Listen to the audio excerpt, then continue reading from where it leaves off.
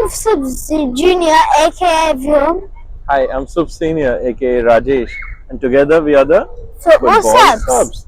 So, Subs Junior, what a summer it has been for Yeah. football, hasn't it? Yeah, Shall and we do a few minutes of reflection on the summer? today the episode is gonna be about just a review of what happened this summer. So Yeah, so we started off with, well, we we started off with this amazing tournament, the Euros, yeah, didn't we? it was really good. Top scorer. There was a big there were loads of people in top scorer. A few nominees too as well, and yeah, it was Many people won that. They shared the golden boot with 3 goals, which I must admit is a low score for that. yeah. But there were some stellar matches, and what a end it was. Well, I would say that Spain were the deserving champions, weren't they? Yeah, they played really well. England, Watkins' last goal in the semi-final brought us to the final, Hmm. and I think that was very good. Palmer plays that pass. I mean, Palmer's a really good player. Palmer is an amazing player, isn't he? So he assisted in the semis, he scored in the final. Wow. But look, we must admit that England did have a bit of luck to make it to the final. Yeah, Yes, I they agree. deserved to be, and as English fans, we all loved it. We wanted it to come home.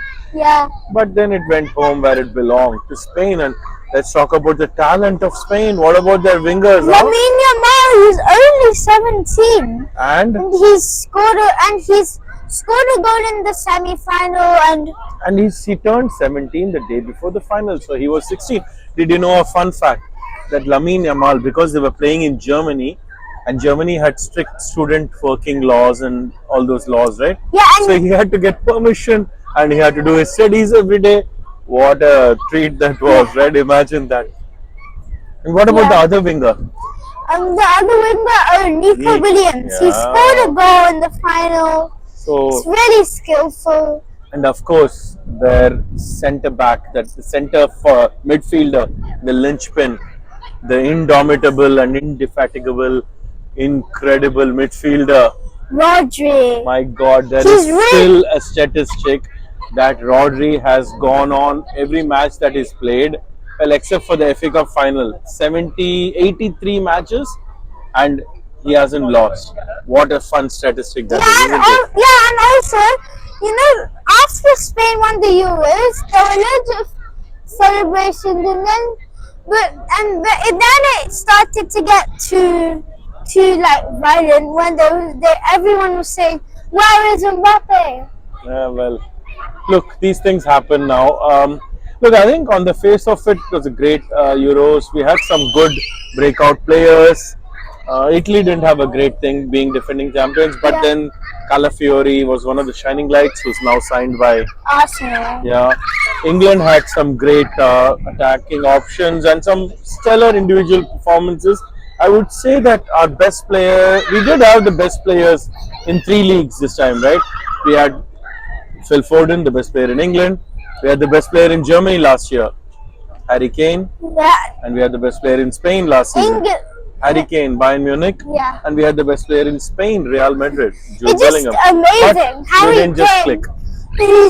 He's got talent. He's 30 years old. He's not really. He's getting old, but he's still top scorer in There you go. Bundesliga. So the Euros was a treat to watch. We did have a good time.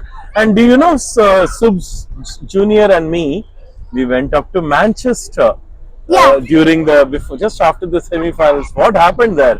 You know? Yeah, and we watched that at a pub where there were loads of screens. We sat at the table with our own screen, and it was a really fun experience. And then on the next day, we went to which museum did we go to? The The National Football Museum. Yeah, that was so much fun. What was your reflection from there? And there was a scavenger hunt we did, and I found most of the players, and also it was really fun. There were some games there. Wow. That was really good. And do you know what the icing on the cake was? We went to the spot that was dedicated to England's 1966 win, And as we were looking through all of that, I was approached by this journalist.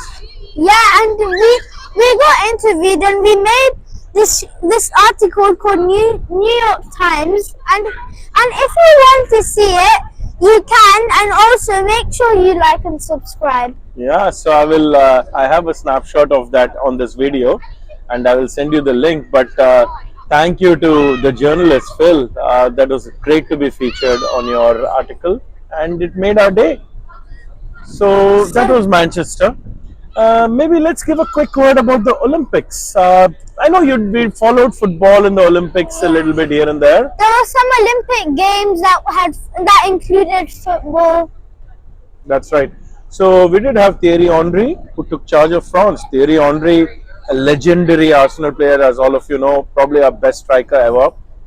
He has had a hit and miss managerial career, but he did well with the French young guns and took them all the way to the final with a lot of things. And even in the final, stretched Spain. Again, Spain was the best team by far. Yeah. So deserving winners, you would say? France.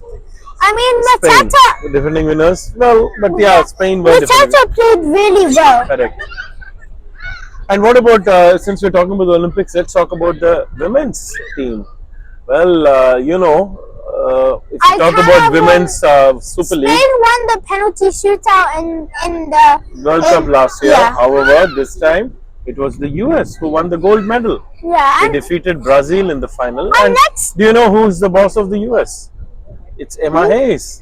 She left Chelsea to take on the USWNT women's national team, and she's had a rollicking start to the whole series. And fun fact, Haaland was born in Leeds United, and that's a place in England.